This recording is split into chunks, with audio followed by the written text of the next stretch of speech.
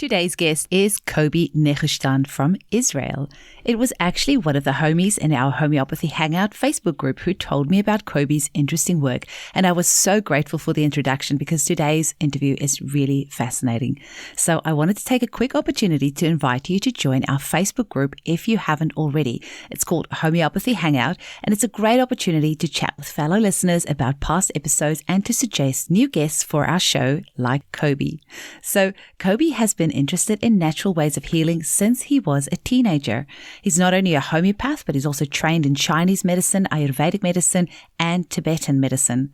Today, he'll be sharing with us how our physical symptoms are an expression of an imbalance in our subconscious and how we can use homeopathy to help us grow to reach a level of growth and maturity to help us heal these subconscious imbalances, which then leads to better physical health. So we're hoping to do a follow-up episode for you in a couple of months with a bit more in-depth information on all of this. So do keep an eye out for that episode and make sure that you join the Facebook group for more information. To find out more about Koby, you can visit www.kobynehusthan.co.il. That's KOBYNEHUSHTAN.co.il, or check the show notes. Thanks for listening. Welcome to the Homeopathy Hangout, where we discuss all things homeopathy from around the world. And now my mum and your host, Eugenie Kruger. Hello, homies, and a very warm welcome to Homeopathy Hangout. Today, we speak with Koby Nehusthan from Israel. I hope I said that right. Yes, you did. Welcome, Koby. Now, you have a really cool meaning behind your surname. You're going to have to tell our listeners about that. My name Nehusthan means the snake in the Bible, which Moses built up whenever the people did something wrong and they was bitten by a snake or a spider or a scorpion, and whoever washed the snake eyes become cured. And since then, the symbol of two snakes and an arrow in between is Nehusthan. In the Bible, it's the first reference we have in the history about homeopathy, which the story says that Moses throwing bitter wood into a bitter water and the water becoming sweet. And the Kabbalah scripture speaking about this story from the point of view of the God method of how to cure the individual, differentiating by man cure, which is God cure through cure, which means God cure through bitter into bitter and the water becoming sweet. And it's the first reference we have in the historical scripture, which is exactly as we're practicing it right now. So the name Nehusthan basically hold or encapsulated the meaning of homeopathy in its very basic terminology that likes cues like. That is seriously cool. It sounds like you were destined to be a homeopath even before you were born. I haven't planned that, but this is how it appeared to be. So tell us, Koby, how were you first introduced to homeopathy? My first engagement with homeopathy when I was 14. I came across an article in the paper which blew my mind at the time. The title of the article was "The Water Can Remember." And I was shocked by this idea that water can remember. I've read this article several times, and since that time, on the age of 14, the mystery of in which way the water can recall information struck my mind. And since that time, I was drinking water with the feeling that most probably the water contains some more information, to which I'm nourished by that information.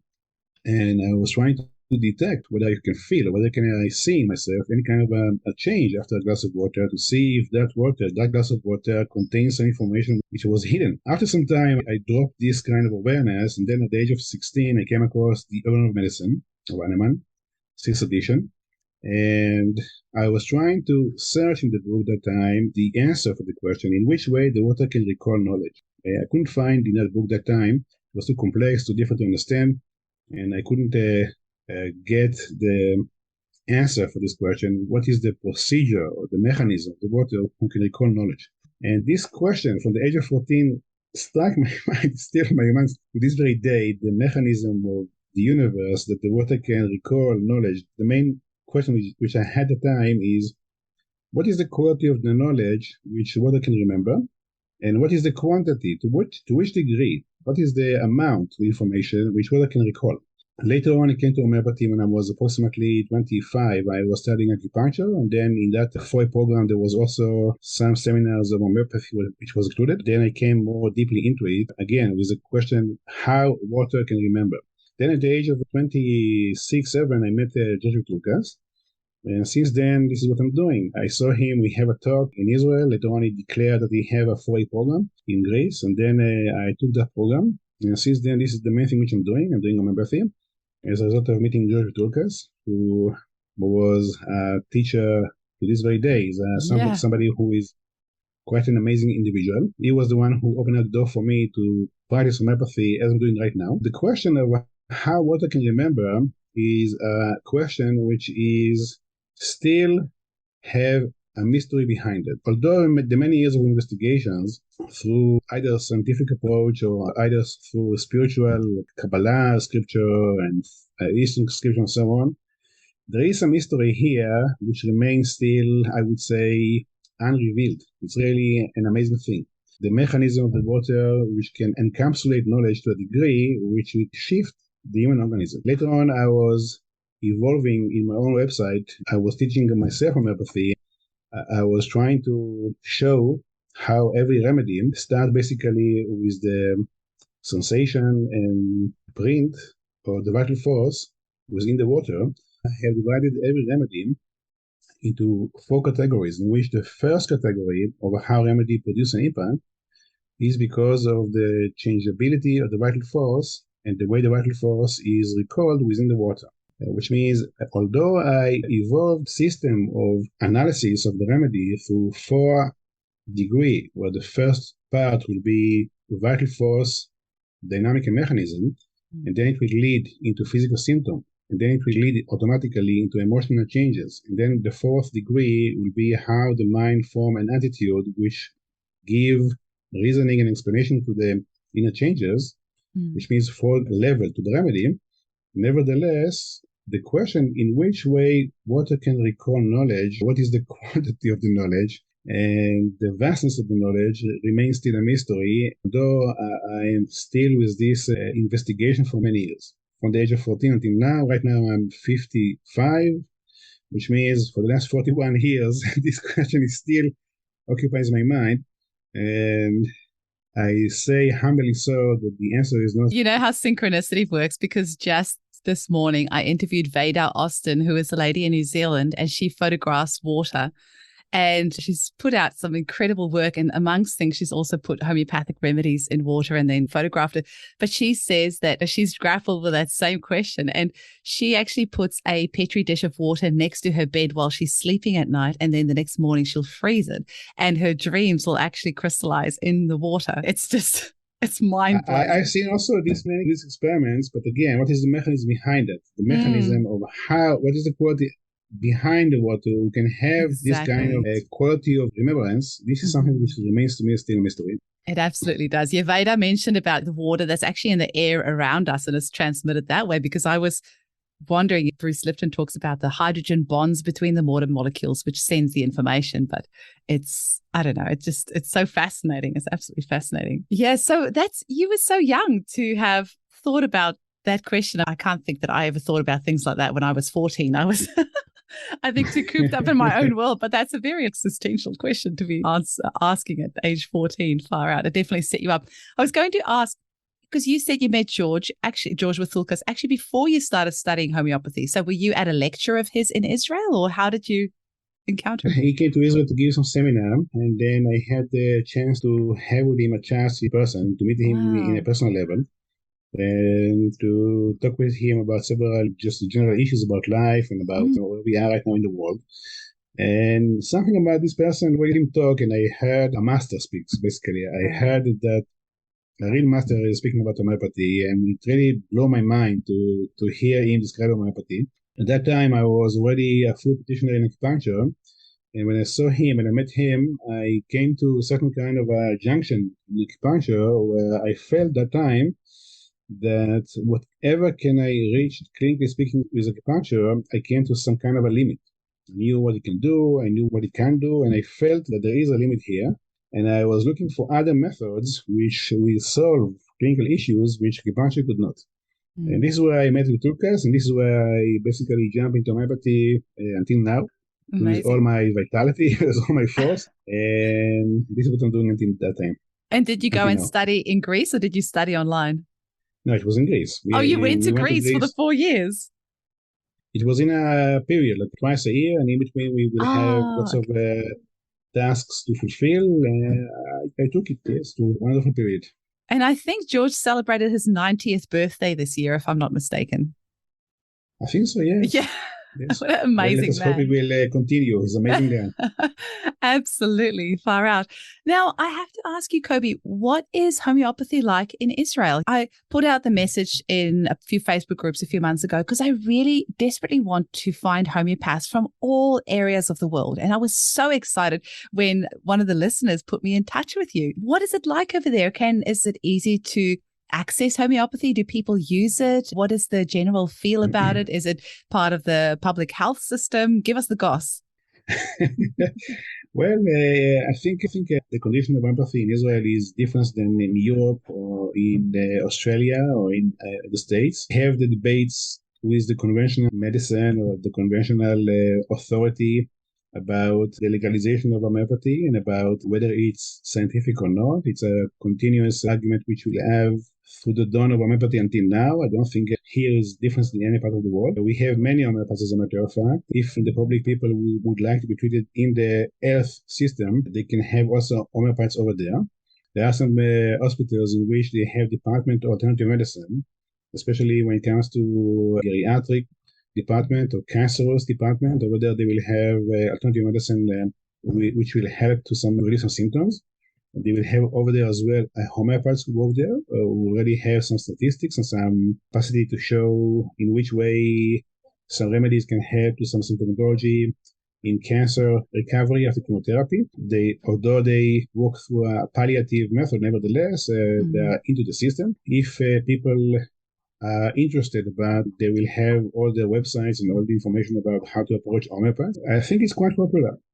It's quite popular. It's quite out there. I don't think anybody who, from my experience, of course, it's throughout, since it began alternative medicine until now, it's always was through mouth to ear. It was never through publicity. Nevertheless, I would say that we have here a large group of community who work together.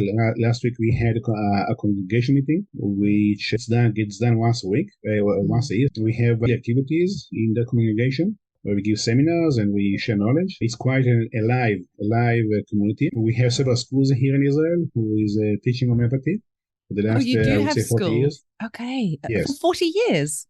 Yes. Amazing. And it's quite a live thing. Yes, I would say it's definitely a live thing.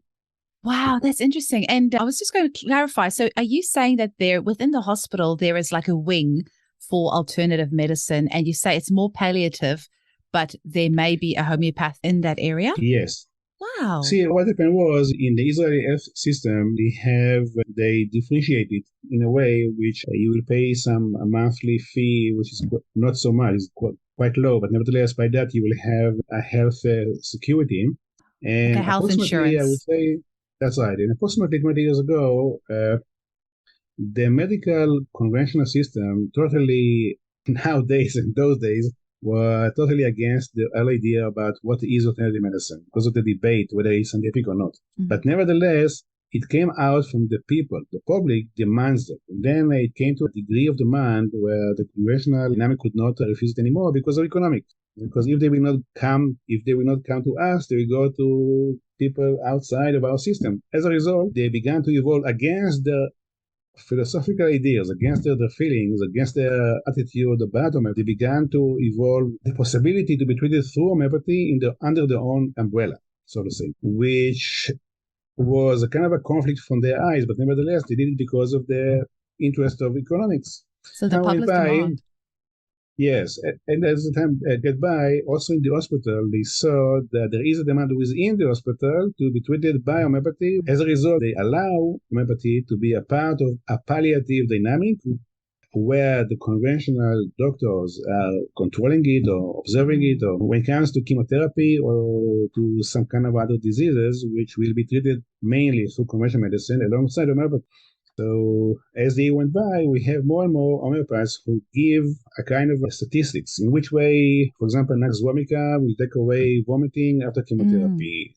Which degree? In which way Ipecac will take away nausea in female which are pregnant. We have also diabetes within pregnancy, and so on. So we have a whole statistics of remedy which is more palliative, but nevertheless they are done throughout the observation and the prison-like mind of the conventional medicine. That makes me so excited because we have none of that here in Australia. And I don't know what you guys, obviously your general public there are just more, I don't know, standing up for their rights a bit more or something, but the Aussies here are very complacent and we need more of them standing up and demanding that we have natural medicines as part of our public health system. And if it's palliative in hospital, that's fine. I'll take that. Just get our foot in the door and we can always go from there, because a few years or even if it takes a couple of decades, whatever, if we can get our foot in the door, help these people in palliative care, let them have their chemo drugs if they want. We'll give them homeopathics alongside so that we can get our statistics up and then down the track show evidence of how homeopathy has been able to help. And then we can get our foot a little bit more in the door. But I feel like we need to start making those little baby steps into the conventional system and supporting using homeopathy to support people who want to go the mainstream way, because if we don't do that in 20, 50, 100 years' time, we'll still be where we are now. But we need to make those little baby steps over here. So you're getting me very excited by, saying this. The condition in Israel is that we are here, a very small country with not too many population, which means it's a very condensed and intense country where the majority knows the majority. At the end of the day, we are all like one gang. So if there is a certain kind of a wavelength from the people, like there will be too many people who ask for example, for homeopathy, the conventional system would not be able to refuse it because it's a friend of a friend, it's a cousin of the cousin. At the end of the day, we're like a kind of a matrix, like everybody is connected. Absolutely. It produces certain kind of an influence that if the majority will require certain kind of a treatment, for example, the rest, even they are totally against it, won't be able to refuse it. Exactly. And homeopathy is so cost effective. We could be saving taxpayers billions of dollars by introducing homeopathy into the public health system. That's the part that really frustrates the hell out of me, is we can save so much money by using homeopathy, and that money can then go into better education and paying our public servants better or anything else. But that's a topic for another day. So it's interesting that you came from that acupuncture background as well, because there's a few other homeopaths like Hilary Dorian and I think Ian Watson and a few others that came from that acupuncture background as well. And a lot of them have said they got to a point where they felt a little bit stuck and then homeopathy gave them the answer that they needed. But of course, actually having that acupuncture background, do you find that has really helped inform you and really complemented your homeopathic studies? Just before entering into this question, I would like to share with you that last June I was concluding a 4-year program in Spain about acupuncture, which I was conducting a 4-year program of a whole series of acupuncture teaching, where the main theme of that 4-year program was what we call the Tower of the Point. Tower of the Point means that you have the detective diagnostic method, how to come to understanding what is the junction where you are right now in your life, either physically, emotionally, or spiritually. And then to choose one point only, this one point is described by its name, and the point is describing through the name the junction where you are spiritually, emotionally, and physically. And then you apply only one point, and that point basically opens up the life into a new field. It's called the Tower of the Point system, which is the origination of acupuncture through the scripture. The scriptural acupuncture originally described this method, and later on, through the ages, there were more and more layers of how to apply it, which means what we did in this 4-year program was the homeopathic version in acupuncture, how to choose one point alone, which the name of the point will describe where you are existentially, and will open up the door for the continuity of the evolution of the flow of life to the next stage, which is a kind of a homeopathic thinking. I did a whole cycle where I began originally. As a matter of fact, I began my journey as a healer by what we call healing. I was treating people through transmitting energy through my hands when I was 17. I began to be a healer when I was 17 already. Wow. I had a clinic when I was already 19. And then I introduced to acupuncture when I was 21. Then I was studying that basically because of the interest about the range of the possibilities which it gives. And then when I came into homeopathy, of course, the knowledge which I had in the background about the human organism, how it is described through the point of view of the meridian system or healing system, the chakra system, was there. And then as a result, I continued to evolve further. Right now, the main thing which I'm doing, as I was sharing with you before, as a result of the accumulation of all this knowledge, I formed, as a matter of fact, it began to be formed already when I was a teenager. As a matter of fact, it was gradually on a very, very gradual level. It continued to collect information from all different kind of sources, either Eastern, Western, ancient, new, whatever. And gradually it came into a system in which I have analyzed, dissect the human organism, which came down even to the cellular dynamic and into the biochemical dynamic of the organism. Not to mention, of course, the organs, the kidney, heart, function of the senses, the function of the hormone system, the nervous system, and so on. And how each system, organ, that which comes down to the cellular biochemical changes in the body, as a matter of fact, a shadow-like representation of emotional and spiritual dynamic which came beforehand, which somatizing itself into the human organism. Where the human organism at the end of the day is the end result of some dynamic which began several stages beforehand, which end up in the way the human organism is formed and appear right now. And why is important? Because whenever we see a very simple symptom, for example, you see a symptom, a lower back pain which radiates to the right foot, or you get a stomach pain after food, after you eat a food, any kind of food, or you have a phlegm after drinking a milk, and so on. All these symptoms are not physically based. They are not physically based. They are the physically based symptoms which we see in the clinic, all of them, throughout the range. Right now, I don't have the full capacity to open up why I say it in this kind of a totality manner, but I stand behind the statement. Throughout the range, all the physical symptoms are not physical. They are the end result of spiritual mind emotion dynamic, which came beforehand, which ends up in the symptom. Which means there is a possibility in which in the clinic a person who will tell you, look, I'm having a migraine of so and so kind, and that's it. And he will not be able to elaborate more than that, which means he won't be able to elaborate about what he fears, the way of life he lived, which led to a migraine and so on. Nevertheless, the symptom and the way the symptom appear will tell you the whole story, which the person cannot tell. And why is that? Why, in which way we have that capacity to translate physical symptom into an emotional, mind, or spiritual reality? It's because body-mind connection work in such a dynamic in which once a person is going through certain kind of experiences, and the person does not have within him or her the inner capacity to relate to that experience, or to digest it from the point of view emotional understanding. Immediately, this kind of an experience will translate it into physical symptom, who is correlated to the emotional dynamic, which was unable to be met or to be recognized or to be worked out. Which means the body works in such a way that once a person is unable to go through certain kind of an emotional challenge, that challenge will be automatically speaking, because of body-mind connection, the psychosomatic dynamic, will be automatically become physical to the correlated organ or system or cellular dynamic to represent and hosting this emotional, mind, spiritual dynamic. And by the symptom and where it is located in the body, and how it feels to the patient, for example, sharp pain, tingling pain, hot pain, so on, what we call peculiarities in homeopathy. All this will give us the reality which produces that symptom, which the person cannot elaborate. Now, why the person can't elaborate? Because that was the origination of the dynamic who led to physical symptom. The person was facing kind of a challenge in which the person could not face that challenge. As a result, the experience somatized into the correlated physical organ, which encapsulate that experience until the person becomes more mature, more ready to be able to face that challenge.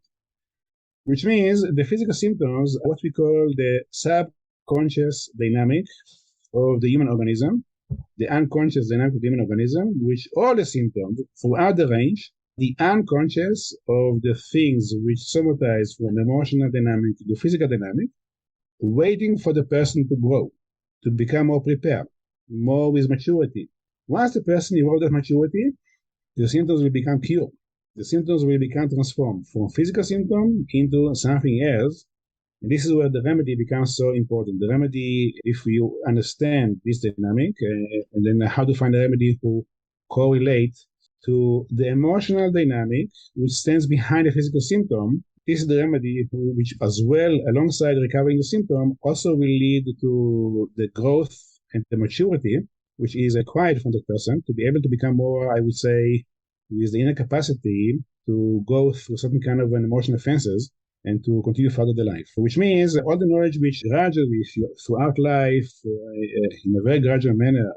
Yes, I began when I was very young. I began this journey when I was 16. In the last, I would say, 25 years or so, I began to evolve this system, which brings humanity, purified it with you. I took away the cultural dynamic, which is within the language of the vocabulary of how to describe the organs and the meaning of the organs and so on. Mm. And I brought the clinical purity, so to say, and to combine different systems, and in which way different systems basically saying the same truth about human organism and how it dissects the human organism in such a way which, at the end of the day, when we see a symptom that seems to be very simple, again, in the way I see it, the way my mind, the way I see it through this system is that the truth in its totality encapsulated in the most simple things. There's a beautiful book of an Indian lady, can't remember her name. The title of the book was The God of the Simple Detail. God, the way, can't remember, so I can't remember. That's okay. How God appears in the small, insignificant details. And I believe it's so. If you take a symptom who is very simple, that you will ignore because it's not so significant, I would say over there, the totality of the truth are encapsulated within that symptom. And again, we're having right now our teachings, a whole system which analyze that and show how to address this question and how to unfold it and how to make it something which is practical, tangible, and easy to understand. Is that book by Christian Bandia? There's a God of the Details, the scientific cover-up of intelligent design. It's not that one. Maybe. Holy moly, Koby, you have just unpacked some seriously mind-blowing stuff. I had to really try to keep up with everything. You can tell that you have been doing this for a long time because you just spouted a whole bunch of very complicated ideas very quickly. So I'm going to can we just take a moment to unpack this a little bit? And for any of the listeners who just had their mind blown like me, I just want to just break it down a little bit. So you're saying basically that if, say, for example, we know that if you drink milk, it increases mucus production. And that's why often when you've got a cold or something like that, they say to avoid milk because it increases mucus production. But you're saying if you're drinking that milk and you have mucus production after that, it's not actually a physical reason. There's actually an energetic or spiritual reason behind why that's happening. And are you saying that? Let me start, please, Eugenie, with something which is more simple to understand. Yeah, give us some examples because that's always a good way. Yeah. Because when we take it to a food allergy, it's a bit more complex because in our teachings, we have as well a sect of food allergy and what is the psychological meaning behind the reasoning why a person would be more sensitive to milk or to nuts or to peanuts or to strawberries and so on. Which is, again, is a vast teachings because every food has an emotional, mind, and spiritual quality behind it, which means once you're becoming allergic to a food, it will show to what you are sensitive to from the point of view emotions, mind, and spiritual. Therefore, when a person is a milk, when there is a milk sensitivity, it shows milk represent the archetype of a motherhood feeling, which means especially cow milk. Whenever there is sensitivity to cow milk, any kind of dairy products, it shows that the person have an issue about a motherly connection. Maybe, and what is the motherly connection which most probably was not there, or was not there to the person's requirements, emotional needs, that thing has to be questioned in the clinic. However, by that, we already understand that there is what we call a mother issue behind that topic of milk sensitivity. And this is true to any kind of food which a person will become allergic to, like wheat, gluten, for example, celiac.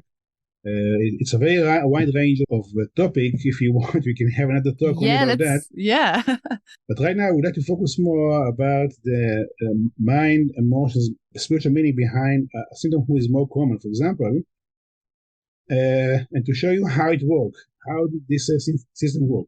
You take, for example, a typical sore throat. Can be because of a flu, can be because of a milk sensitivity, can be because of corona, virus infection, and so on. Why the person having the representation in his organism of a sore throat? Why? Because the throat is the area in the body which produces emotional communication. So whenever we have tonsillitis or infection in the throat, or maybe even goiter, swelling of the thyroid gland, all this will show that the person have a difficulty to express and to share and to talk out his emotions. And over here, I emphasize emotions because the throat shows mainly emotional capacity to express emotions.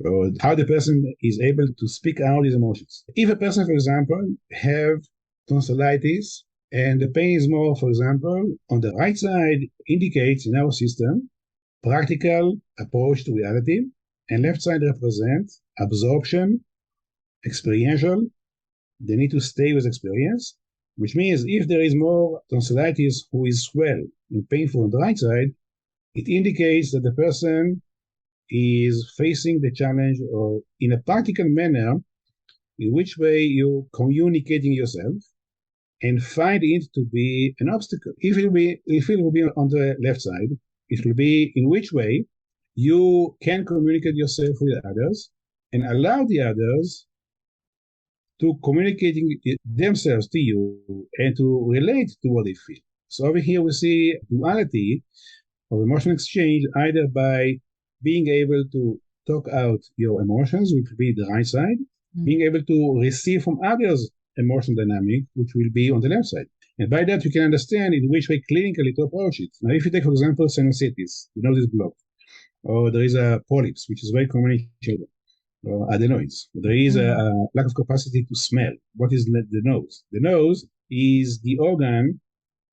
This system I'm telling you right now is very, very vast. I'm giving you a quick rundown. But whenever we give these teachings, we have an introduction about the organs in which there is a causation why the human organism appeared the way it appeared, which means the formation of the human organism is not accidental and is not only genetics, is also genetics, but not only genetics, which means the morphological dynamic of the way the nose appear give the indication what is your strategy, what is your way of how to balance yourself and to find yourself when it comes down to exterior communication, in which way you're communicating yourself with the exterior environment, either a social environment or concrete environment of the climates. If the nose is blocked because of adenoids, polyps, or sinusitis, it means that you don't want to communicate. It means that there is in you an aversion from the idea to communicating yourself to the outside environment. In the very majority of the cases, it's not be a climate. It will not be a climate dynamic of it will, conventionally speaking, this is what they will say. You have allergy to the spring, to the fall, but as a matter of fact, once we have a blocked nose, can be because of phlegm, can be because of adenoids, it will be because of refusal to engage either in your family environment or in your social environment because of some difficulty of social dynamic on which you can't find yourself into it. As a result, the nose is responsible, organically speaking, to find the right balance between your kind of vitality or energy alongside the others becoming blocked. So, which means whenever we see nose which is blocked, either in children or in adults, we see it represents an inner life which is very sensitive, very delicate, which can't find itself when it comes to social engagement, which means the remedy that we will give, we will take this into consideration, not so much if there is adenoids or polyps and so on. We will take more into consideration that there is an individual who is very sensitive, which for him, engagement with people can be offending, can be with a hurt feeling, can be with she or he becoming damaged emotionally whenever they have to go outside themselves and to be in a communicative manner. As a result, the physical somatization is blocked nose to represent that emotional dynamic, but the remedy will have to include within it the inner reality of which the symptom represents. Now here, there is a thing which I would like to say it once more. Many people who have physical symptoms will address to you as a therapist their physical symptoms without the emotional reality behind it. This is the reason why it was turning into a physical symptoms. Because there is an emotional challenge which they cannot address at the moment. As a result, body took the symptom and somatized it into a physical symptom that indicates that emotional challenge. Which means what I'm saying is that in the clinic, the very majority of the patients can't even see in themselves this difficulty, and this is how human organism is operate to avoid, if the human organism will have on a daily basis to give inner feedback, inner reflection about the emotional challenges which you're facing day by day, a person won't be able to continue further his life. It's too difficult. As a result of becoming physical. And the physical body preserve these challenges until you become mature enough, until you become, I would say, with the capacity to be able to face these issues in a way which is progressive. So what I'm saying is that in our way of thinking, once we see a physical symptoms and the person cannot elaborate anything about himself from the point of view of emotions, in this case, I have very often a person who come, look, whatever I'm coming to you, leave emotional side, I don't have them. Leave my mind, I'm okay. The only thing which is coming to you is because my nose is stuffed because of cigarettes. I already know, from my way of thinking, that this person is a very highly sensitive individual, which for him, social engagement produces emotional hurt. And even though he will not be able to elaborate that, I will include this into the analysis of the remedy. So then when we give that homeopathic remedy then, so what you're saying is what you know because of this knowledge that you've gained of what the physicality in the body represents on an emotional level, and you then give that homeopathic remedy that's informed from that knowledge. The homeopathic remedy will then address the emotional issue that was the problem in the first place? Okay. Yes, so have to. So the homeopathic remedy then, so it's not actually suppressing any of that emotions, like it's actually... As a matter of fact, it addresses reality in the patient, which even the patient can recognize at the moment. It will allow for the patient a kind of a maturity to later on deal with the issues, which at the moment he can't. As a result, it becoming a physical somatization symptoms. Oh, I got you. Yeah. So that remedy, because I was just thinking if that blocked nose was due to them not wanting to interact with their partner or something like that, then they still have to learn that lesson at some stage. So it's not like the remedy is taking away that lesson that they have to learn, but the remedy is maturing them so that they can then deal with that lesson that needs to be learned. Yes, you hit the point. The main point is if you would give a remedy, for example, just to take away the phlegm from the nose, there's a woman and she finds her partner to become very offensive. As a result, the nose becoming blocked. Why? Because she can't share her vitality with his vitality. Kind of a mutuality. They should be together. The nose becoming blocked. If you would give a remedy which just take away the phlegm from the nose, forcing the nose to remain open, although she feeling this kind of sensitivity, this is what I call repressive treatment, because the hurt is going to manifest in the organ in the body. If you will give a remedy which, because of this knowledge, you understand she's suffering from threatening or offensive relationship, and you will give a remedy which includes that thing as well, although she can't elaborate, she will say, yes, me and him, we are happily living ever after and so on. This is not the truth. The truth is the symptom have another story to tell. The symptom tell another story which she will not. She will tell, look, I'm living with him happily ever after. He bring me so, and I bring it to him so. The symptom give another indication. The symptom says that she suffer through offense, through maybe she feels threatened by him, and she won't be able to admit that because of many reasons. The main reason is, again, requires a certain kind of maturity to be able to see herself and to address it. And the remedy, if it will address the emotional meaning which the symptom encapsulated in it, then it will also lead later on to the kind of maturity she requires to open up her really inner reality into a space in which she can communicate it and work it out with the partner. Oh, that's beautiful. This dynamic basically is a dynamic which also has to be learned through what we know as a homeopath, the hearing law, because the hearing law speaks another vocabulary in which we don't. Hearing law says that the right kind of disease, the right kind of recovery will be from the inner to the outer, from higher to lower, from the middle to the extremities. We say another way of view where whenever you feel something emotional and these emotions are undressed by you consciously, it will go into physical symptoms. Which means the physical symptoms in its whole range of formation are, as a matter of fact, an emotional dynamic which never addressed, which never answered.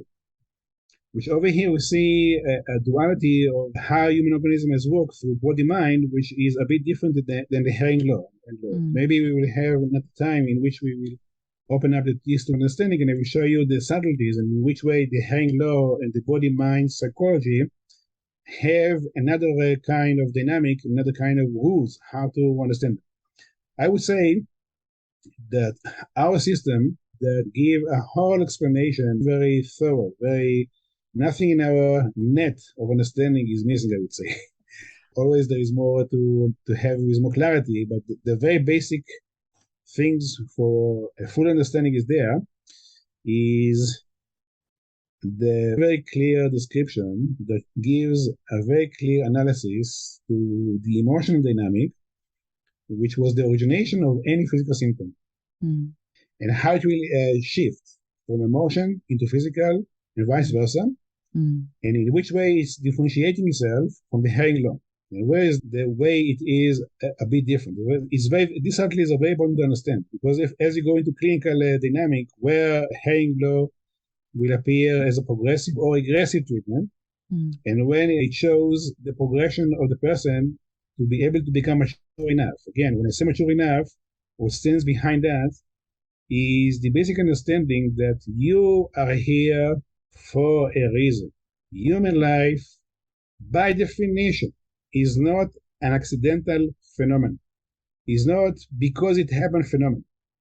There is a reason why you are here, any individual, given individual. There is a reason why you are here. And the reason why you are here has in it certain kind of a life dynamic which also involved things that you will have to go through. And also it will go alongside that, the reason why you look the way you look. The way you look also from the point of view of the morphological dynamic of your body is also a dynamic that holds in it the causation and the reason why you are here. And if the reason why you are here find an obstacle to fulfilling itself, this is where you will have an emotional challenge, which means the symptoms that you will have, as a matter of fact, all of them throughout the range, they are a clues, they are signposts, which starts with the origin why you are here, and the lack of fulfillment of that origination. And this dynamic is a dynamic which is not fully addressed by the hearing law. It's more addressed by the principle of body-mind somatization, as I was explaining before. The system that we are evolving the last, I would say, 20 years, the origination of the system, what originates the thinking behind this way of thinking is that you have a reason why you're here. As a result, there is for you a path, which is an individual path. And if that path is fulfilling itself, there will be no symptoms. And if this path is unfetched by you, there will be a symptoms.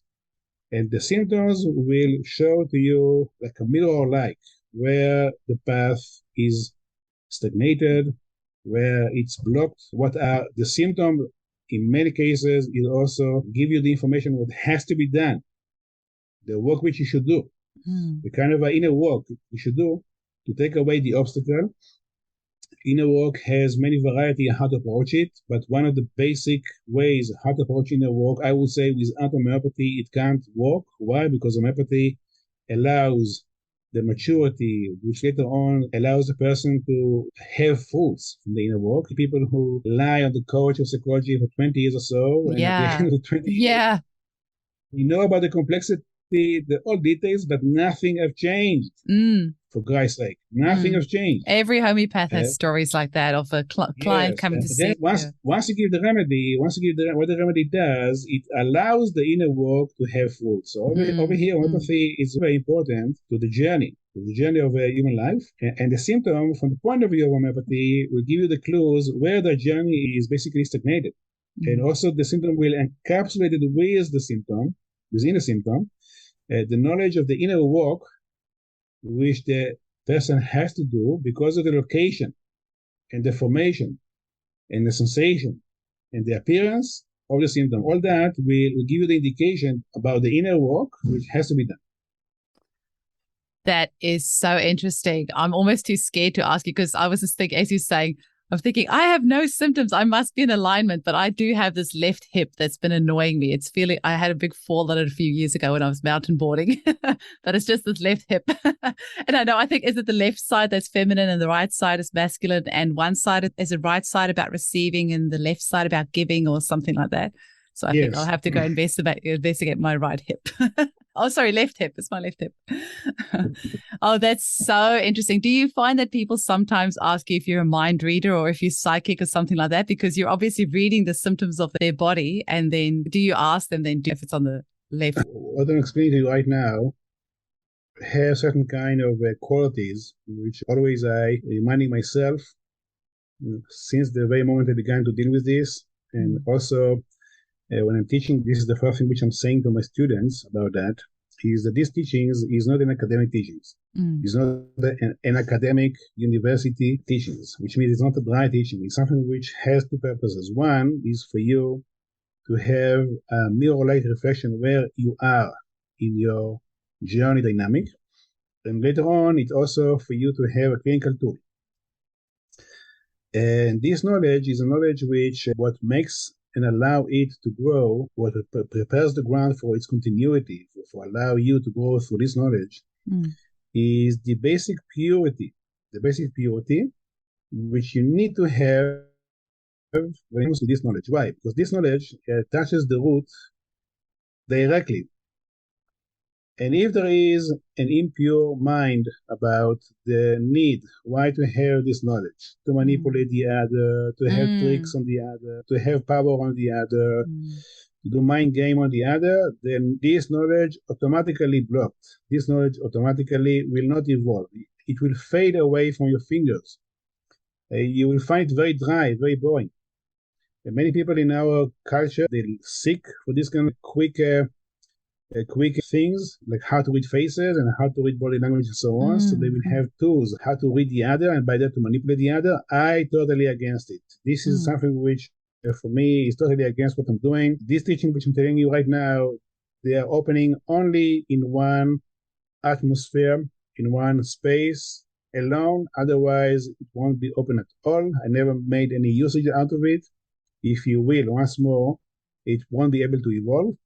And the only field on which it's open, it's only in the clinic. This knowledge is totally for the sake of evolving the others and allow the other to become more in touch with himself or herself. So the journey and the causation why they are here, becoming once more open up. Because of any other reason you will do a usage of this knowledge, the knowledge become closed, become dry, become meaningless.